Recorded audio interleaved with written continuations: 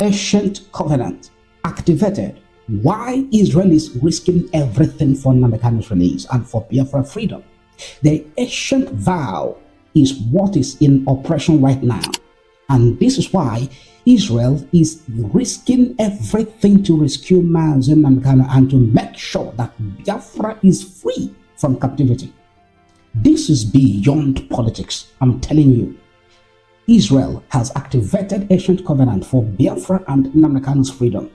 It is a shocking revelation. The biblical reason why Israel is right now fighting for Biafra and Nnamdi Kanu's release. It is a shocking revelation. Do you know that the biblical reason why Israel is fighting for the release of Nnamdi Kanu and for the freedom of Biafra is beyond geopolitics? The world power is at alert because Israel has triggered ancient covenant and Nnamdi Kanu's freedom is being negotiated right now because he is the chosen one. I am welcoming you to the episode 1. Grab your writing materials because I'm going to deliver an epic lecture that you may not find anywhere else. Grab your writing material right now. This is episode 1, and this very lecture is going to run into 3 episodes, and I don't want you to miss any of the episodes for any reason. I'm God's servant, Maxwell Nnawuihe. Thank you for joining me today. Today, we are witnessing a phenomenon that transcends politics. This is what is called stirring in the blood, a frequency of DNA that has laid dormant for millennia. Why is Israel, a nation that is known for its calculated diplomacy, risking its West African relations for the release of Nnamdi Kanu? Why? The answer is not in a manifesto. The answer is in the marrow. Let's talk about the DNA of the lost tribe. For years, the claim that the Igbos are the descendants of Israel was treated as myth. But in 2026, the silence has been broken. Do you know that leading genetic researchers and contemporary rabbinical authorities, including voices within the Torah-Nidchei Israel Institute, such as Rabbi Eliahu Birnbaum, they have spent years documenting the gathering of the scattered? Or Torah means light of Torah or light of teaching. That is what it means. Nidchei Israel means the dispersed or exiled people of Israel. This institute have spent years and documenting, researching, and they have increasingly recognized that the Igbo people or the Biafran people are actually the lost tribe of God. God, G-A-D, G-A-D, not G-O-D. They are the lost tribe of God. You may be asking, how did we come about this? Scientific inquiries into the DNA of the Biafran people have focused on the E1b subclass, E1b1a haplogroup. This DNA is revealing markers that are consistent with the Levitical lineages found in the Middle Eastern Jewish populations and North Africans. This is the call of blood that the state of Israel can no longer ignore, and that is why they are speaking up right now and coming for their people to rescue them. Ancient covenant has been activated. This is not just theory. It is a homecoming. The Kingdom of Judah maps are trending as more people discover the 1747 Burton maps of the slave coasts. Guess what? Biafra in the reference. Don't you know that? Let's talk about the stones of Aguleri. Have you heard about the stones of Aguleri? Archaeological findings are now backing the prophecy. Obugad, have you heard about that? Obugad, or the house of God in Aguleri, Anambra State, the ancient Ezeora dynasty. Have you heard about this? This ancient Ezeora dynasty has produced about 34 kings, which stands as a living record today.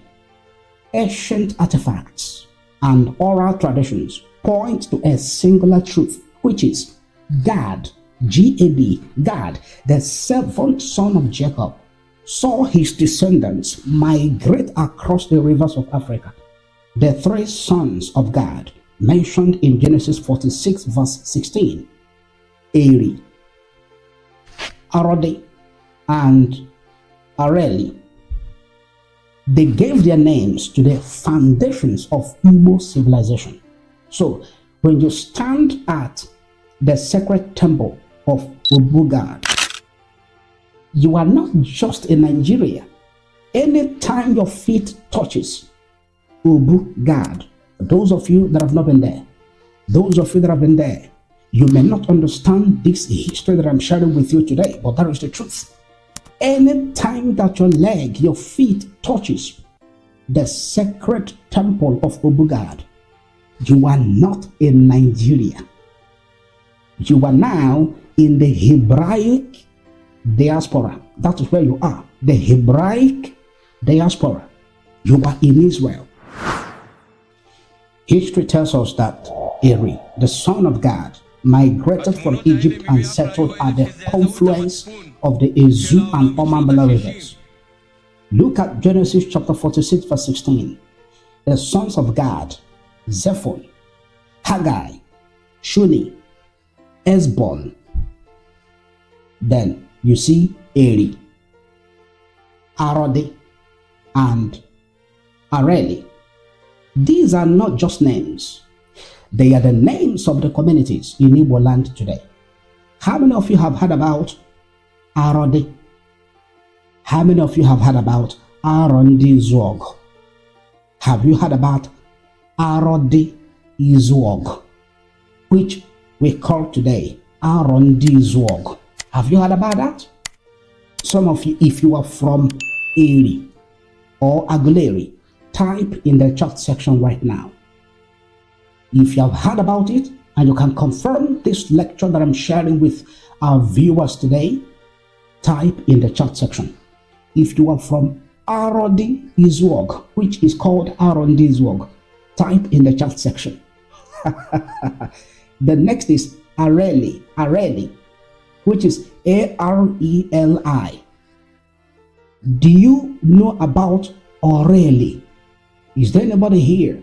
If you're watching and you're from Oreli, or Orifite, or Ifite, or Ihite, if you have heard about these names or you are from any of them, type in the chat section. These are not just names. They are the names of the communities in Igbo land today. This migration happened around 1303 BC. Some accounts specifically mention this date for the settlement. There are some that say it is about 1300 BC. Some said it is about 1200 BC.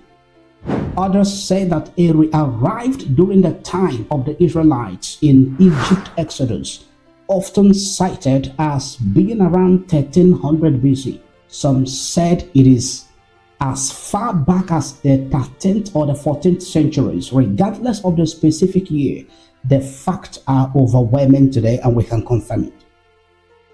The ancient covenant has been activated. There are a lot of names across the Biafran community that actually point to where Biafrans are coming from. Do you know that in 1995 and 1997, Israeli research teams visited the Obugad Palace, identifying ancient onyx stones and a stone throne bearing engravings in Paleo-Hebrew script. Do you know that? In Paleo-Hebrew script, they associated these stones and stone throne with the heritage of God, son of Jacob. A team of Bani Israelites visited in 1997 to further authenticate the findings from 1995. These are stones that are aligned perfectly with the breastplate of the high priest as described in Exodus chapter 39. There is a 3-in-1 tree that mark the burial site of Eri. 3-in-1 tree, very huge. Look at the screen, just look at the screen. These 3 in 1 tree mark the burial site of Eri. 3 trees sharing one root. These 3 trees you are seeing now, they are sharing one root, one. And they have lasted for about 2,900 years. Ezeaguv was the successor of Eri. If you have been there, if you have seen these things I'm mentioning and you're aware of them, please type in the chat section. This is about the prophetic gathering. It is about the prophetic gathering. Israel views Nnamdi Kanu not merely as a political activist, but as a custodial figure in the gathering of the scattered. The scriptures are being fulfilled before our very eyes today. Look at Isaiah 43 verse 5 to 6. Do not be afraid, for I am with you. I will bring your children from the east. I will bring your children from the east and gather you from the west. I will say to the north, give them up, and to the south, do not hold them back. Bring my sons from afar and my daughters from the ends of the earth. He said, I will gather your children from the east. Where is Biafra located in Nigeria? Where? Where do you know as the old eastern region of Nigeria? Where? Before the independence of Nigeria. Where? The Igbo land, the Biafra land, the east. And I will gather them from the west, where they are doing their business. Lagos, all the lands of the west, I will gather them. I will say to the north, some of them in Sokoto, some of them in Maiduguri, some of them in Kaduna, some of them in Kano, most of them in different parts of the northern Nigeria. I will say to the north, I'm going to speak to the north when the appointed time comes, and the appointed time has come. I will say to the north, give them up, release them. And I will say to the south, don't hold them back. Bring my sons from afar and my daughters from the ends of the earth. And you know that Biafran people, and of course the Jews, are all over the world. The Jews used to be all over the world before the 1948 independence, being led by Ben Gurion, before the state of Israel was established, and they went back to their homeland, remaining the Biafran Jewish extraction. And most tellingly, do you know, Zephaniah chapter 3 verse 10 says, my scattered people who live beyond the rivers of Ethiopia will come to present their offerings. They will come to present their offerings.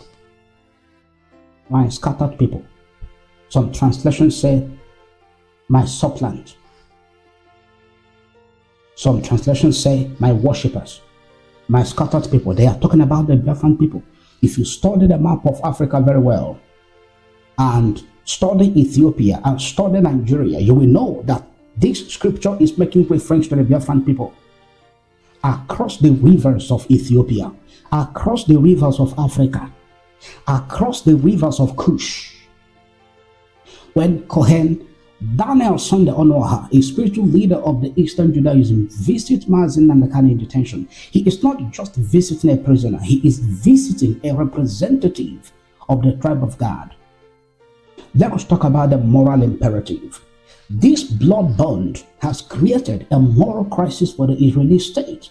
In 2026, the Knesset is arguing that the safety of the Biafran people is a domestic Israeli issue that they cannot ignore. They are now invoking what is called the protocol of kingship protection that supersedes the standard of international rule of non-interference. What is kingship protection? Kinship, not kingship. Kingship. Look at the screen for the spelling. kingship, Kinship, kingship protection. This protection supersedes the standard of international rule of non-interference. In other words, that Nigeria is an independent nation. This very kingship protocol supersedes that very diplomatic principles or the international rule of non-interference. Don't interfere in the domestic affairs of Nigeria. This kingship protocol supersedes it. What does it mean? When one of the tribes is in chains, the heart of Zion cannot be at peace. That is what kingship protection means, and is being invoked and applied in the case of Nnamdi Kanu and in the case of the Biafran people. If you are just joining now, I am God's servant Maxwell Nnawuihe. This is Ancient Covenant Activated, and this is the episode 1. Make sure that you join me in the episode 2 and episode 3. If you are Maxwell Nnawuihe YouTube channel member, you are going to have all the 3 episodes in one single video. So those of you that are watching now, if you want to have all the episodes in one single video, make sure you join Maxwell Nnawuihe YouTube channel immediately, because the 3-in-1 video, all the episodes of this lecture, of this teaching, of this prophetic perspective will be coming to you in the private. The kingship protocol is what is called Goel protocol. Goel. Look at the screen for the spelling. Goel. Goel. Goel. What is the Goel protocol? The Goel protocol is primarily rooted in Leviticus 25 verse 25 to 55. It mandates that relatives in Israel must buy back land or kinsmen sold into slavery in order to avoid permanent loss of property or freedom. Just like in the case of Ruth chapter 4 verse 14, which shows that the kinsman redeemer, Goel, that very role that Boaz played in the case of Ruth when Naomi came back with her. Coming up in episode 2, we go into the Knesset to see how Benjamin Netanyahu is turning this spiritual bond into a geopolitical sledgehammer. I am God's servant, Maxwell Nnawuihe.